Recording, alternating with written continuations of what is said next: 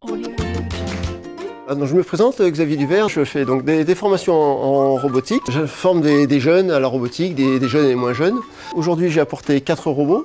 Ce robot qui est de type humanoïde parce qu'il a des pieds, des mains et une tête.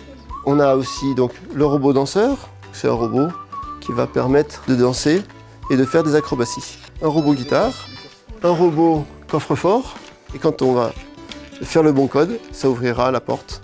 Est-ce que vous avez des questions ? Oui. Comment on fait des robots en fait? En fait, pour les faire, il faut d'abord savoir ce que doit faire un robot. Est-ce que c'est un robot qui marche? Est-ce que c'est un robot qui vole? Si on lui met des hélices ou des ailes, il va voler. Si on lui met des roues, il va rouler. Une fois qu'il est conçu, on va le programmer. La forme du robot va déterminer le programme qui est dedans. Combien de temps pour faire un robot?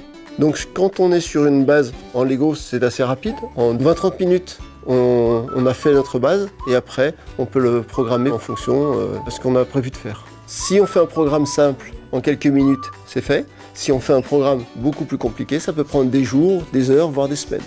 Que signifie Android? Un androïde, c'est un robot qui a une forme d'homme. Ça a été récupéré par les téléphones, mais le mot d'origine veut bien dire un robot. Et dans les téléphones, ça sert à quoi? En fait, c'est le nom de ce qu'on appelle du système d'exploitation. C'est ce qui fait fonctionner les programmes dans le téléphone. C'est pas la même chose. Où se trouve le programme du robot? Le programme du robot, il se trouve dans la brique intelligente ou dans le microcontrôleur. Donc tu vas avoir la partie qui va faire les actions et la partie mémoire qui va contenir ton programme. C'est comme un ordinateur, ça fonctionne de la même façon qu'un ordinateur, sauf qu'un ordinateur va afficher sur un écran et là le robot va faire bouger des moteurs. Comment ça s'appelle votre métier? Roboticien, tout simplement. Pourquoi avez-vous choisi ce métier? J'ai choisi ce métier par passion, parce que ça m'intéressait de le faire. Quand je fais de la programmation sur ordinateur, j'ai trouvé ça un petit peu fade, que ça s'affiche que sur un écran. Donc j'ai préféré faire des robots. Comme ça, je fais des programmes qui s'animent dans le monde réel. Comment on programme des robots? Pour programmer des robots, il faut faire le programme sur un ordinateur.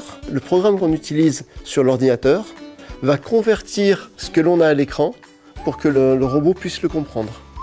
Est-ce que le robot peut être un homme ou une femme? On fait ce que l'on veut, puisque en fait c'est le concepteur qui fait le robot qu'il a envie. Comment ça marche une voiture robot? C'est une voiture normale, sauf qu'on a rajouté des capteurs pour qu'ils détectent s'il y a des voitures devant, s'il y a des voitures sur le côté, des voitures derrière. Personne conduit en fait. Toi tu dis juste dans le GPS, je veux aller là. Et la voiture t'y emmène. Pour l'instant, il y a plein de prototypes, il y a même des voitures qui existent déjà, comme les Tesla, elles ont la fonction autopilote. Il y a la Google Car, qui est une voiture complètement automatique. Quelles études avez-vous fait pour devenir informaticien? Comme étude, j'ai fait un BTS en informatique, c'est-à-dire 2 ans après le bac. Les robots n'existent que depuis une dizaine d'années, vous ne pouvez pas faire ça il y a 30 ans, c'est un métier tout récent. Alors, maintenant que ça existe à votre génération, quand vous ferez un bac+2 ou un bac+5 en ingénieur, vous pourrez faire aussi ce même métier.